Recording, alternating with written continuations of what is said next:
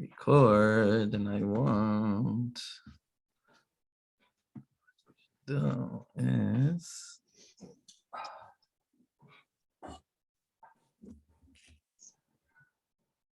why can't I spotlight myself? I can't do that.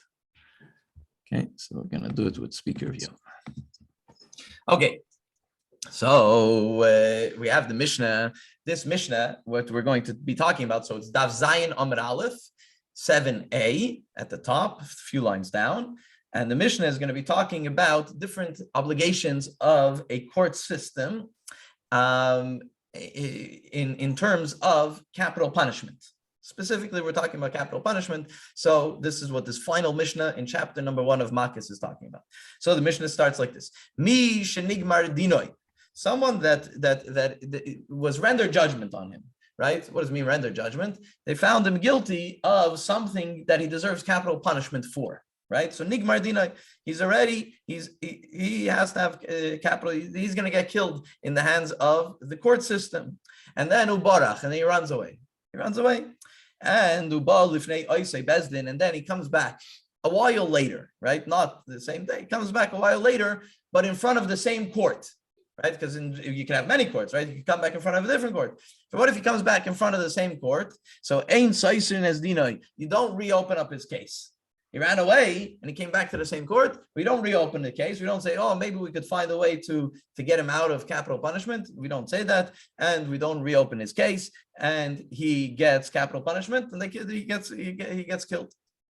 Now, what happens? Another statement in the Mishnah. Anytime that two get up, what's two? Two represents the idea of two witnesses. If two witnesses get up in any court and they say, we bear witness on Ish Pliny, on so-and-so, Shenigbar Dinoi, that he was that they finalized a judgment against him and he's going to get capital punishment. And they say, Bezdin Shalplani, it was in such and such a Bezdin, it was in this other Bezdin. Uplaini, Adov, and so were the witnesses in that case, right? So again, two witnesses come and they say that so-and-so, Yankel, deserves, he was judged for capital punishment, right?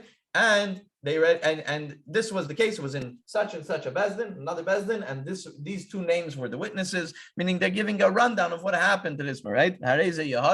So this person gets capital punishment based on that witness, based on those witnesses. Okay, that's another statement in the Gemara. In the Mishnah, the Gemara is going to analyze these statements. Each one is going to explain them a little bit better. Sanhedrin, now, Sanhedrin, this idea of a court system, in halacha, you have different levels of court system, but a Sanhedrin that they're talking about over here is a 23 judge system. Okay, there's a 71 that's only in the Beis Hamikdash. That's only the high court. But the regular court, you can have such courts in Israel or outside of Israel, in the times that the Jewish people are in control, right? Obviously, not in someone else's land. Sanhedrin, I guess. Now that's one statement. Now the Mishnah says another statement. This is actually a very famous statement because we talk about capital punishment in Judaism. In the Torah, it mentions capital punishment a lot, right? People say, "Whoa, that's crazy." It talks about capital punishment. People get killed so often. So the Mishnah says, no. Sanhedrin, a Jewish court, that kills, meaning that gives out, that metes out capital punishment, echad b'shavua, once in 7 years. If they do it once in 7 years, if they do it once in 8 years, according to this opinion, that's normal.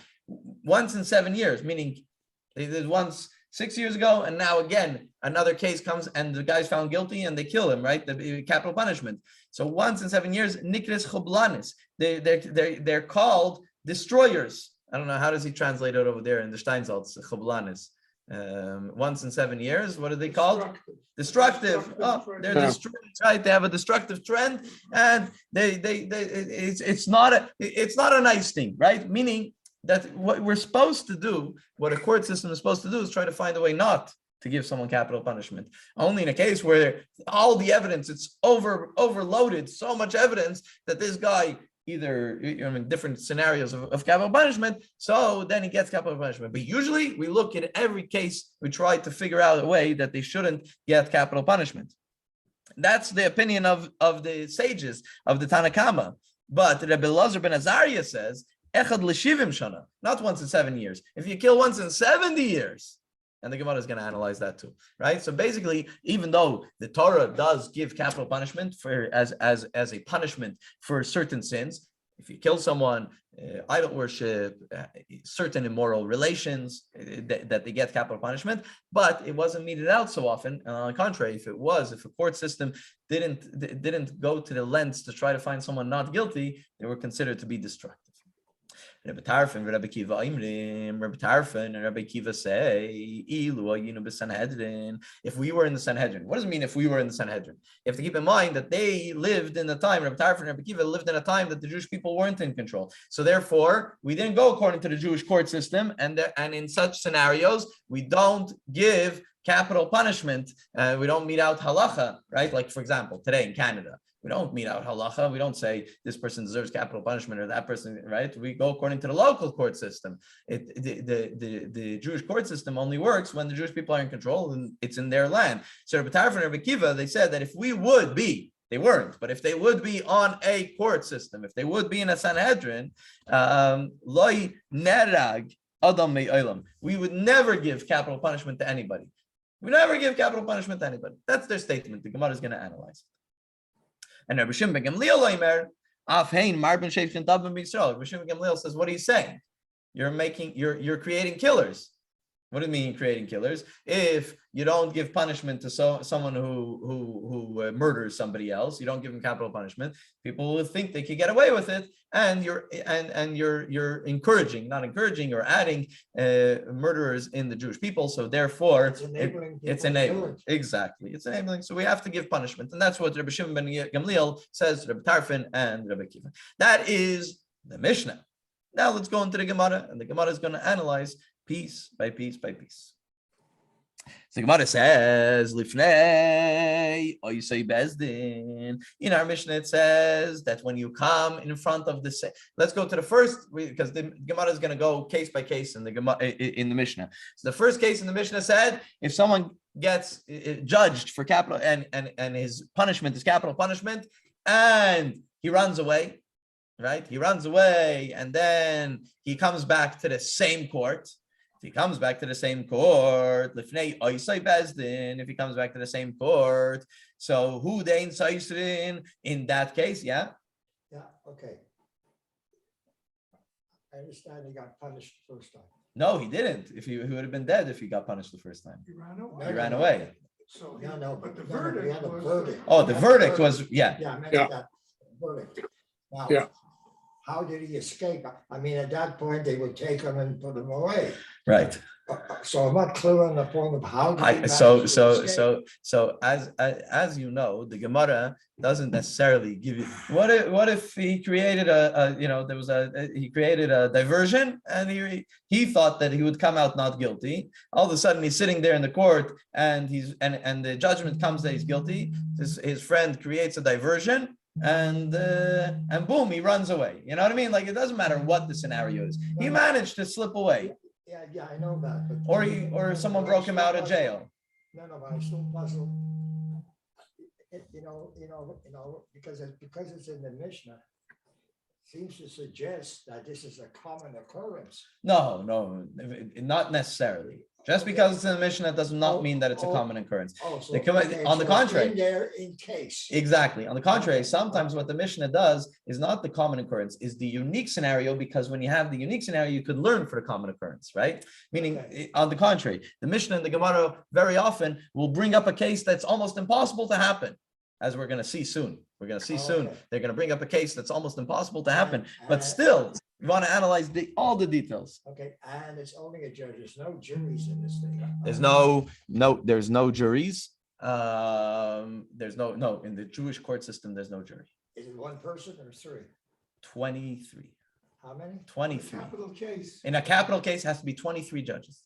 Oh. And not only that, it has. Anyways, there's a lot of halachas involved. Unanimous. No, it can't be unanimous. For torts, it could. If it's unanimous, then he doesn't get killed. Remember? That's what I'm saying. Oh, yeah. It's not allowed to be unanimous. Because if it's unanimous, that means that nobody felt Rahmanis for the guy. Strongly enough to do it. No, saying, let's say, no, if the whole 23 rabbis come and say unanimously, this guy definitely killed him and therefore he deserves capital punishment. He doesn't get capital punishment because if there's nobody, no sage, no judge on the circuit that will say, 1 second, maybe he didn't do it. So then it wasn't a good court case. That's the extent that Allah, they'll still put him in jail for the rest of his life, but he won't get capital punishment. You understand? There's a lot of nuances when it comes to this in halacha. It's but yes, it has to be 23, not 3, not 1. It has to be presided over. And not only that, when they ask every judge to give their judgment, they go from the youngest to the oldest, because they don't want that the oldest should say something and everybody will copy him because, oh, he's a big sage. So we'll say they start from the youngest. That way everybody should feel free to say what they really think. There's a lot of little details when it comes to this. And it's very, very... And there's a lot of psychology behind it. A lot of psychology, of course. Yeah. Of course. Yeah. Thank you. Good. So now, what's the first case scenario? That he runs away and he comes back to the same court. And over there, we say, we don't reopen the case, right? So the Gemara says, in front of the same Bezdin, that's in that case, we don't reopen it. But halifnei Bezdin acher. But what if it was in front of another Bezdin, right? So then maybe Saisin, maybe we do reopen the case. What did the Mishnah say? The first case in the Mishnah. He runs away. He comes back to the same court. We say we don't reopen the case. We don't reopen the case. He gets killed, right? Okay, that we can understand. Now, the fact that the Mishnah is saying that, what do I learn from that? If he runs away, but he goes to another Bezdin, what happens? What happens? Because it doesn't say if he comes back to any court, he gets capital punishment. No, it says if he comes back to the same court, he gets capital punishment. So if he comes to another court, let's say, if for all intents and purposes, he was in Jerusalem and now he comes to Tel Aviv, to a court in Tel Aviv. Maybe over there you do reopen the case, right? Maybe in such a scenario you do reopen the case. That's what it seems. But not clear. But if you had to extrapolate, what would you say if he came to another Bezdin? Still wouldn't open the case. Well, the It's same Israeli witnesses law. would if the same witnesses testified the same thing to another court, he would have the same sentence. No, but that's if you bring witnesses, that's reopening the case. The first statement of the Mishnah says that if a person is found guilty and his punishment is capital punishment, and then he runs away and he comes back to the same Bezdin, so we don't reopen the case, he just gets capital punishment. Now, based on that statement of the Mishnah, what if he runs away and he comes to a different Bezdin? So if you're saying if you bring witnesses, No, forget about witnesses. No, Forget it should about be the same thing. But that's the second case of the Mishnah. No. Let's talk about the first case of the Mishnah. It should be the very same thing because it's the same law over the whole area. Listen to the words of the Mishnah. The words of the Mishnah are very detailed. And it's only in that court. The words of the Mishnah say that he comes back to that court. If the Mishnah wanted to tell us that if he comes back to any court, it should have said any court, but it doesn't, right? It says he comes back to that court. So what do we learn? What could we learn from that? We could learn from that if he comes to other courts, he will be reopened. His court case will be reopened and retried, right? And get a different verdict. Possibly. Maybe not. so why it says in the explanation here, okay, the same court that sentenced him, they do not overturn his verdict but when- and retry him. Right. Rather, the court administers the previous verdict, okay? Yeah. Then it says, consequently, in any place where two witnesses will stand and say, quote, we testified with regard to a man called so-and-so, that his verdict was delivered. That's statement number 2 from the Mishnah. Don't mix the two yet. There's statement number 1. And now the Gemara is going to say, based on statement number 1, it seems that if he goes to another court, we reopen the trial. But based on statement number 2 of the Mishnah, which is what you're saying, Philip, we don't reopen. So which one is it? That's the question of the Gemara. You understand? Exactly. That's the question of the Gemara. Exactly. Yeah. So the Mishnah, as you said, is unclear. It's not straightforward because the Mishnah seems to say things in a detailed manner. And when the Mishnah says something in a detailed manner, we will learn it that it's just this case and not the other case. But then the second case seems to bring, because the second case says, if two people come to another court and say, bear witness that what happened in court number one, that the guy gets capital punishment. So it means that they don't reopen the case in another Bezdin, right? It seems from the first statement of Mishnah. Exactly what I said But before. listen, Yeah. the witnesses in a capital case, what does the false witnesses, what punishment do they get? They get capital punishment. They also get capital punishment. If it's if conspiring witnesses you're talking about. Yeah. I thought here we're talking always about, We're not talking about this Mishnah. We're finished with conspiring witnesses. That's it. That's it. just talking about witnesses. Regular so- scenario. Okay, so it almost encourages anyone who gets sentenced to run away. To run away. Listen, if someone's gonna get capital Because punishment, then then he you could have run a away. chance to get away with it. And even if not, and even if he gets an extra few days to live, it's worth it, right? It doesn't matter. I'm just saying, like that's already beyond the scope. But yes, okay. So Amar Abaye. So that's the question of the Gemara. That it seems the first and second statement contradict each other. So Amar Abaye lekashya. Abaye answers that it's not a question. Why? Because the first statement of the Mishnah is talking about in Eretz Yisrael, is talking about in the land of Israel, and Chutz La'aretz, and over here is talking about in Chutz La'aretz, and therefore it's like that. Meaning in Eretz Yisrael, in the land of Israel, if he runs away and he goes to another court, we do reopen the case. But in Chutz La'aretz, outside the land of Israel, we don't reopen the case. And the Gemara, Abaye, brings a proof, brings a braysa. The Tanya, like we learned in a braysa. Rabbi Yehuda ben Deistoi Aimer Mishum Rabbi Shimon ben Shetach. Rabbi Yehuda ben Deistoi says in the name of Rabbi Shimon ben Shetach that Barach may Eretz Yisrael, may Eretz from the land of Israel, may Eretz Chutz La'aretz. If someone runs away from the land of Israel and he runs outside into the outside of the land of Israel, yeah. And they do overturn the case, not they don't. To Chutz La'aretz ain't referring saying to a case where the initial verdict was outside Eretz Yisrael. Oh, that's the second statement in that brayso. The first statement is when he runs from Eretz Yisrael. It's not difficult, the contradiction, as here in the first clause of the Mishnah, from which it is inferred that the second court overturns the initial verdict. It's referring to a case where the initial verdict was outside Eretz Yisrael.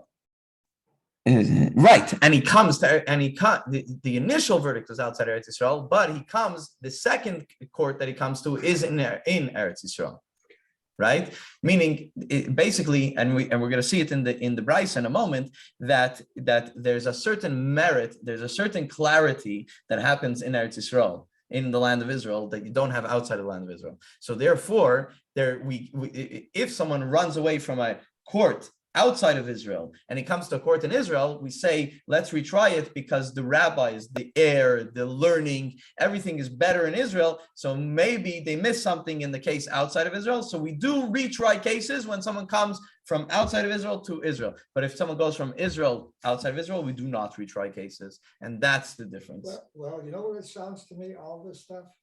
It sounds that, it's almost a lucky shot. I mean, sometimes they will, and sometimes they won't. Well, he's giving you the parameters. Same thing. He's giving you the parameters. Meaning, so what happens? A guy that was tried in Chutz La'aretz outside of Israel, and he feels that his case wasn't heard right. He feels like it wasn't done properly, right? So he's everyone who gets convicted believes that. yeah. So he mean, says, "Let me go to a higher level court." What's a higher level court in Eretz Yisrael? That even though it's the same amount of judges, but they're more learned, the air is better, etc., and therefore he wants to go to Eretz Yisrael in order to get tried there. Anyways, you have a point, but still, that's the halacha. Look at the halacha. Let's go through it again. The Tanya, we learned. Rabbi Yehuda ben Deistoi Aimer Mishum Rabbi Shimon ben Shetach. Rabbi Yehuda ben Deistoi says in the name of Rabbi Shimon ben Shetach. What does he say? Barach mei Eretz Chutz La'aretz. If he runs away from Israel to outside of Israel, we do not reopen his case. But if he goes from outside of Israel to Israel, so then we do reopen the case because of the merit of Eretz Yisrael, that we might be able to find merit That's for him. more clear than the Gemara is. Much more clear. Yeah. Much more clear. Yeah. Yeah, that's why they bring the proof. They bring, 100%. Exactly. That's why I told you, wait, let's go through it, because 100%. The proof of the Brisa is very straightforward. Good. Next part of the Mishnah said that the Sanhedrin, this 23, this sitting of 23 judges is neheges in Eretz Yisrael and in Chutz La'aretz. We have them in Israel and outside of Israel. So the Gemara says, "Menani mili." How do you know this? So because we learned in a Brisa, because it says in the pasuk. Philip, you always bring up that the pasuk in the Gemara is never full. Here, it's exactly the actual two words that we need from the pasuk. It stops right before it. What does it say? It says in the pasuk in Bamidbar, "V'hayu eila lochem lechukas mishpat l'dereseichem." It's talking about judges and court systems, and it says, "V'hayu eila lochem." It should be for you lechukas mishpat, in order to render proper judgment l'dereseichem for generations. The next two words is "V'chal ma'ishveiseichem." In all of your dwelling places, right? And that's the words that we need to know, because that's the point. Not only in Israel, also outside of Israel, if you have a place where Jewish people are in control and they're living there, so you should have court systems there too. So lamadnu, we learn from the words b'chol meishveiseichem lisanhedrin sheneheges b'eretz v'chutz la'aretz. We learn from that pasuk that Sanhedrin court systems, they should be in the land of Israel and also outside the land of Israel. Imkein ma Talmud leimer b'sharecha. So now the Gemara asks, there's a pasuk, another pasuk in Chumash Dvarim that says shayftim v'shaytrim titin lecha b'chol sharecha, that you should have judges and policemen in all of your sha'arim, in all of your gates, in all of your places, right? So he says, Bisharecha, Atamayishiv Bati Dinim, B'chol Pelech v'Pelech. That when it says Bisharecha, we learn from there that in Eretz Yisrael it has to have in Bisharecha means in your gates, which means Eretz Yisrael. So he says from that we learn that we need judges and court systems in every pelech, every country, b'chol ir v'ir, in every city. That's in Eretz Yisrael. But in Chutz La'aretz, outside of Eretz Yisrael, atamayishiv b'chol pelech b'chutz la'aretz, atamayishiv b'chol pelech v'pelech. That in outside of Israel, we just put into every single country, not every city. Not every city needs to have its own court, but in general cities outside of Israel. You don't have to in outside of Eretz Yisrael. We don't put into every single city. That is the idea of Sanhedrin. So again, when it says Sanhedrin courts in Israel, you need a court system, court in every city. Outside of Israel, we should still have them, but it doesn't need to be in every single city. Now, the next statement of the Mishnah was Sanhedrin HaHireges, a court that kills. So we mentioned the first statement of the Mishnah was that a court that kills once in 7 years is considered to be destructive, right? And then the second opinion was even once in 70 years is a problem. Right, so the Gemara asks, so Rebbe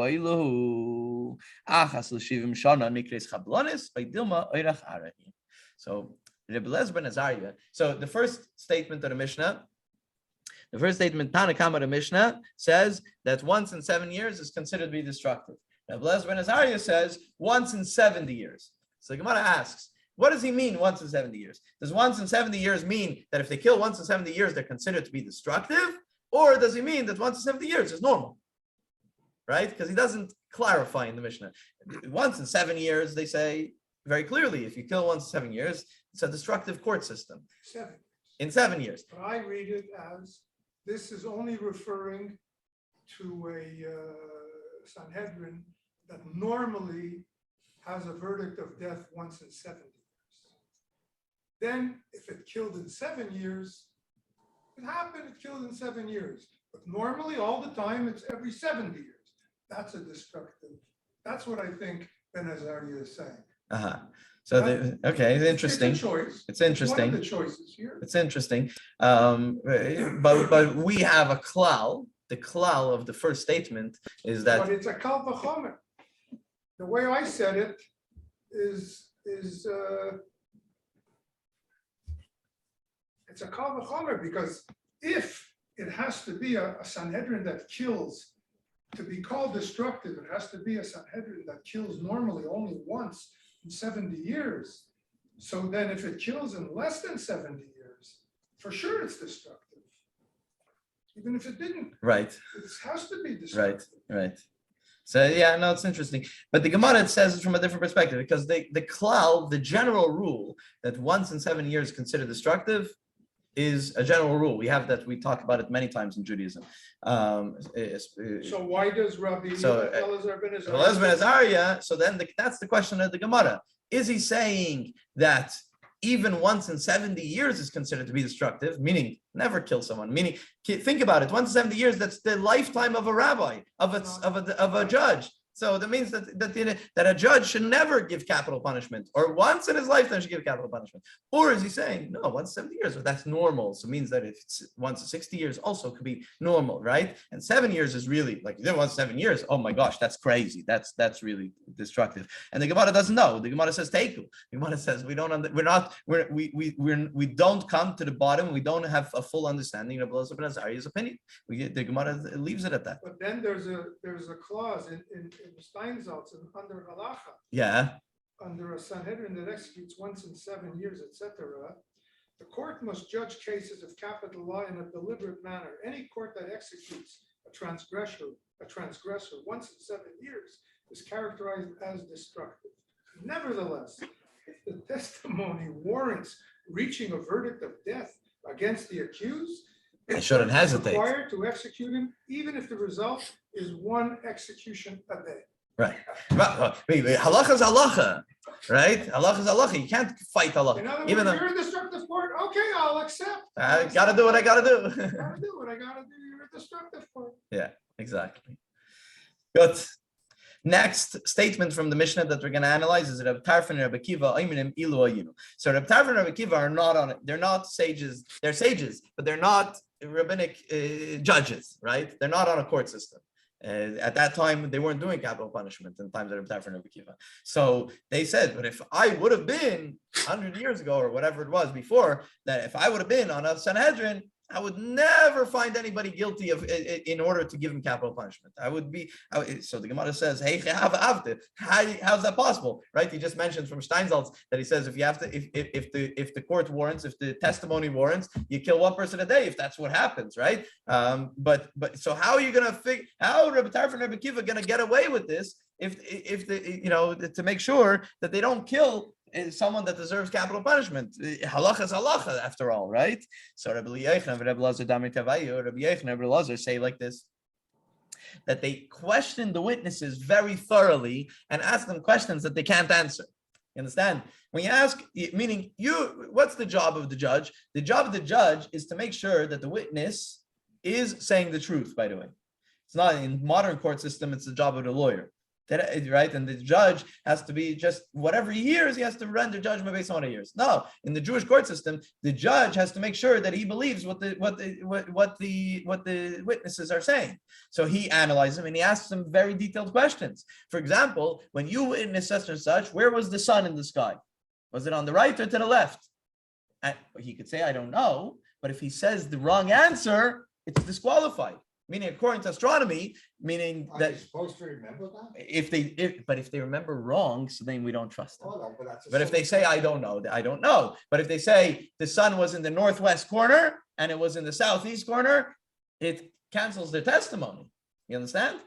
And then in that case, It gets thrown out. okay. Well, based on those, if there's other witnesses, you could go based on other witnesses. Yeah, Those witnesses get canceled, absolutely. So what Rabbi Yechon and Rabbi Elazar say is that he asked them, "Risem treifa harag or shalom harag." Now, there's a halacha like this: if someone murders somebody else, he gets capital punishment, right? If there's witnesses, etc., he gets capital punishment.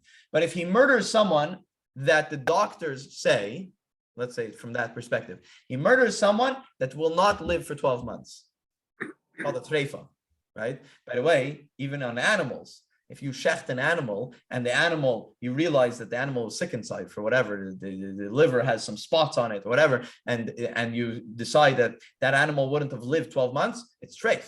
It's treif. It's not healthy, right? So a person also that won't live for 12 months that was killed doesn't have the same halacha as someone, and you can't give capital punishment to someone that did that. It's the halacha. Now, so Rabbi Yechon and Rabbi Elazar say that Rabbi Tarfon and Rabbi Kiva would ask him, did you see when he killed him, did you see maybe he was a treifa? Maybe he wasn't good, maybe he was sick and he won't live 12 months. The witness has no way of knowing that. And therefore he can't give proper testimony. So therefore he gets out, the person won't get capital punishment. Now, Amar Rav Ashi says, even if they're going to say that they post-mortem checked the body and they say the guy was healthy, he would have lived for 12 months. Shalom Ava, right? That they checked him after he was killed and he was whole, meaning that he's not a treifa and he would live more than 12 months. So Rav Ashi says they take it even a step further. Dilma b'bakim sayif nekev hava. Maybe in the place where this guy murdered him, he used the knife, right? Maybe where he killed him, maybe there was a hole there already. How do you know, right? That's what, in order not to give capital punishment. In Judaism, even though biblically we give capital punishment, but in Judaism we try very hard not to give capital punishment. And that's the statement that they made. So 1 second, that is in a case of murder. But that's not the only case that we have capital punishment. So the Gemara says, hold on a second. What about in immoral relations? There's certain immoral relations that there's also capital punishment, right? Certain immoral relations, there's capital punishment according to the Torah, biblically.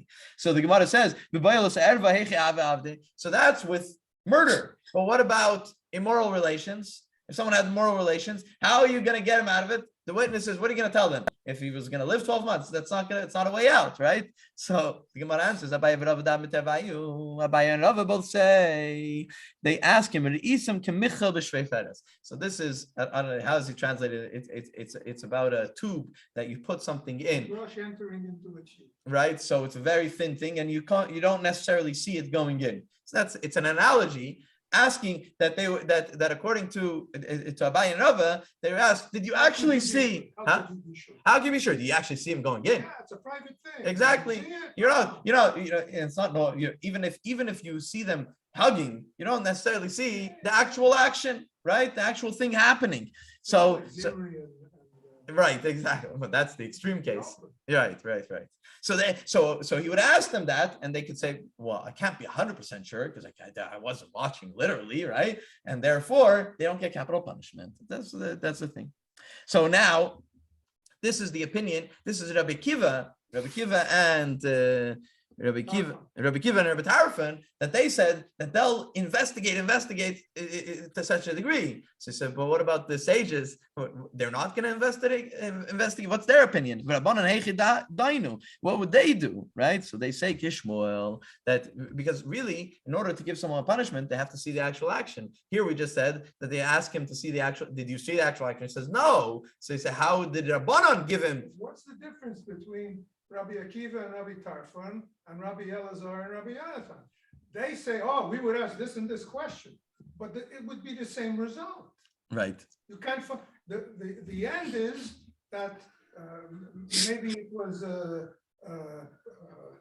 treif, but maybe it went in the, there's always an answer to get out of it. Exactly. The fact that so it seems that Rabbi Elazar ben Azariah, who gave more years, because he would be more thorough, so to speak, in trying to get them out of it. Yeah.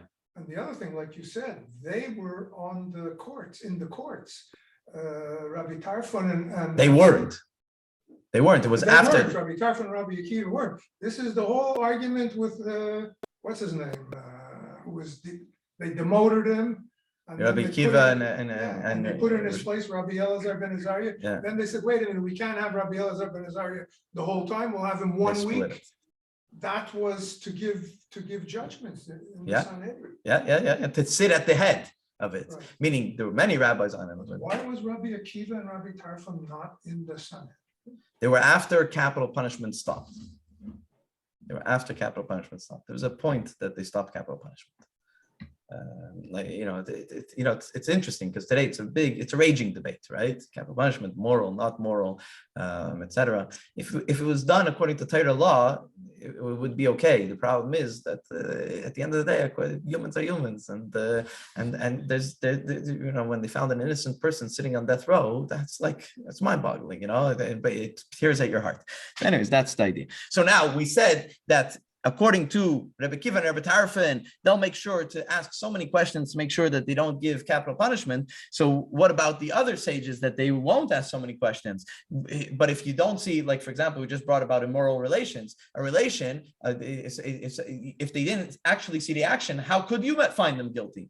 So they said that's according to Shmuel. Shmuel, Damer Shmuel, B'menafim, Mishiro menafim. And when it comes to immoral relations, when they act immorally, that's enough. You don't need to actually see the action. If you just see them doing an immoral, having an immoral open relationship, it's enough. You don't actually have to see him going in, so to speak. That statement that he made.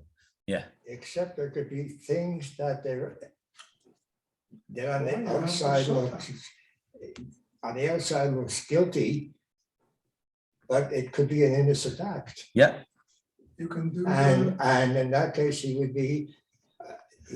be condemned for something that is not evil or immoral, but simply. But if he did, so for example, if it's a relation that he's not allowed to have, and he's having that relationship, that's the problem.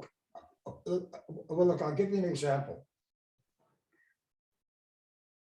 After my wife has passed away, I had numerous people who came over and gave me a hug.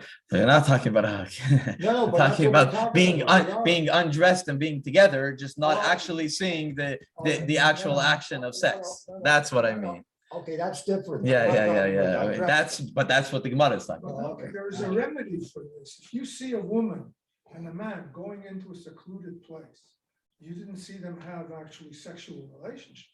But there's a test for that, which is the Saita, yeah, but the Saita only comes up in certain scenarios, meaning only if the husband accuses the wife and the wife's, meaning that it's not in every case. You can't give the Saita, but it's in plenty. But there is, yes, and it is a way that you could know exactly. And with that, Hadron Allah Ketzad Eidim. With that, we finish chapter number 1 of Makkos. Hadron Allah, which means that we will return to you, Ketzad Eidim, because in Torah learning, there's no such a thing as finishing. Even when we finish a chapter in the Gemara, we always say that we will return to you. No, you say it once at the end when you're making a siyum. Ketzad Eidim, yeah, and next week we're going to start a new chapter, which is all about the concept of when you kill someone by mistake, and the concept of miklat, right? Running away to cities of refuge. So that's next chapter. It's going to be very exciting. Very good. So next week.